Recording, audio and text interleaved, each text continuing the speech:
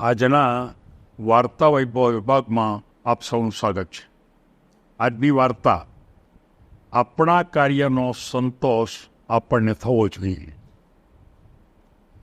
મિત્રો, આપણે જો કોઈ પણ કાર્ય કરીએ ત્યારે કાર્યની કક્ષા ઉત્તમ હોવી જોઈએ, કાર્ય પૂરા દિલથી કરવું જોઈએ અને કાર્યની પાછળ જે સમય આપવો જોઈએ એ આપવો જોઈએ, કારણ કે તો જ આપણને સંતોષ થાય. અને આ વાતને સમજાવવા માટે મારે એક શિલ્પકારની વાત કરવી છે. એક વિશ્વના બહુ સારા શિલ્પકાર, એને કોઈ ચોક્કસ મૂર્તિ બનાવવાની હતી અને એ મૂર્તિ બહુ લગભગ તૈયાર થવાની અણી ઉપર હતી. અને એ વખતે એક કોઈ સજ્જન ત્યાં પહોંચે છે. એ મૂર્તિના જેવી જ બીજી બે મૂર્તિ ત્યાં પડી છે, આના જેવી જ આ પણ લગભગ તૈયાર જ થઈ ગઈ છે. એટલે પહેલાં સજ્જને એમ કીધું કે તમારે આ મૂર્તિ બનાવવા માટે તમારે બીજી બે મૂર્તિ તમારે રાખવી પડે જોવા માટે. એક મૂર્તિથી ન આવે, એક મૂર્તિને જોઈને તમે ન કરી શકો.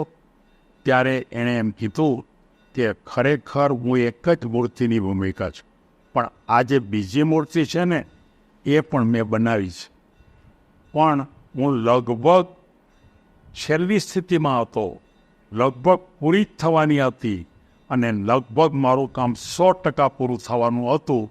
ત્યારે એમાં એક ક્ષતિ રહી અને એ ક્ષતિને કારણે મેં એ મૂર્તિ એકવાર મૂકી અને ફરીવાર બીજી નવી મૂર્તિ બનાવવાની શરૂઆત કરી. ત્યારે પહેલો માણસ એમ કહે છે કે આ તમે કઈ મૂર્તિમાં ક્ષતિ લાગે છે? અમને તો ક્યાંય લાગતી નથી કોઈ જગ્યાએ. ત્યારે એ જે શિલ્પકાર હતા એ એમ કહે છે કે આ જે મૂર્તિ છે ને એના નાક પાસે મારાથી એક હથોડો લાગી ગયો અને નાક સેજ દબાઈ ગઈ. ત્યારે પહેલો માણસ એમ કે અમને તો બહુ ફેર નથી લાગતો અને આમાં કોઈ એટલી બધી ખરાબ થઈ ગઈ એવી પણ વાત નથી. અને આ મૂર્તિ ક્યાં મૂકવાની છે? તો કે આ મૂર્તિ એક સ્તંભ ઉપર, લગભગ એ સ્તંભ છે એ 30 ફૂટ ઊંચો છે, એના ઉપર મૂકવાની છે. એટલે કે ભલા માણસ તમે તો કેવા છો? એ છે 30 ફૂટ ઊંચે, નાક ઉપર સેજ પેલો લાગી ગયો. એ નીચેથી કોને દેખાય? એક પણ માણસને ખબર ન પડે. તો કે તમે સમજતા નથી. એ કોઈને નહીં દેખાય, મને ખબર છે.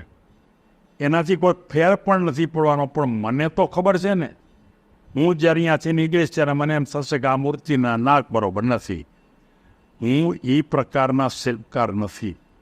મારી મૂર્તિનો મને સંતોષ થવો છે, મારા કાર્યનો મને સંતોષ થવો જોઈએ. એટલે મેં તરત જ એ મૂર્તિને એકવાર મૂકી અને બીજી મૂર્તિ ઘડવાની શરૂઆત કરી. અને હવે હું તમારી સામે જો આ મૂર્તિને તોડી નાખું છું, કે જે થોડી ઘણી નબળી હતી એની સામે જ હથોડા મારીને તોડી નાખી અને આ મૂર્તિ એને સારામાં સારી બનાવી.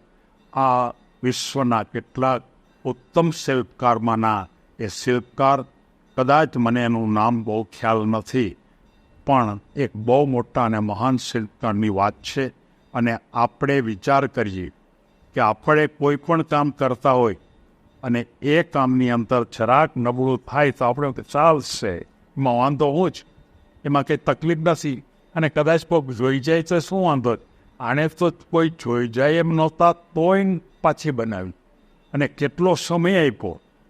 આ જે ભૂમિકા છે એ આપણને બતાવે છે કે જિંદગીમાં શ્રેષ્ઠ બનવા, જિંદગીમાં સિદ્ધિની ટોચે પહોંચવા, જિંદગીમાં સફળતાના પગથિયા સારી રીતે આપણે આ ઉપર ચડવા, એને માટે એક જ રસ્તો છે કે કોઈ પણ કાર્ય છે એ કાર્યનો સંતોષ આપણને થવો. બીજાને થાય કે ન થાય, પણ આપણને થવો પડે. અને એ વ્યક્તિ જ્યારે ખરેખર આ પ્રકારની હોય ત્યારે તમે વિચારી શકો છો કે એ શિલ્પી વિશ્વના સારામાં સારા શિલ્પકાર છે અને એની કદાચ કિંમત પણ કેટલી મોટી હશે એની આપણે કલ્પના પણ ન કરી શકીએ. આ ઊંચાઈના શિલ્પકારની આજે આપણે વાત કરી છે ત્યારે આપણને એ એક સંદેશો આપે છે કે તમારું કોઈ પણ કામ નાનું કે મોટું, પણ તમને જો સંતોષ થાય ત્યારે જ એ કામ પૂરું થયું કહેવાય. નહીંતર બનવા જોગ છે કે એ કામને ફરી વાર કરો, બીજી વાર કરો, ત્રીજી વાર કરો, અને જ્યારે સંતોષ થાય ત્યારે જ તમે મૂકો. તમને વળતર કેટલું મળે છે એ ન જો, અને આ માટે તમે બહુ આગળ નીકળી શકશો એવી આ વાત તમને કહી અને સૌને ધન્યવાદ.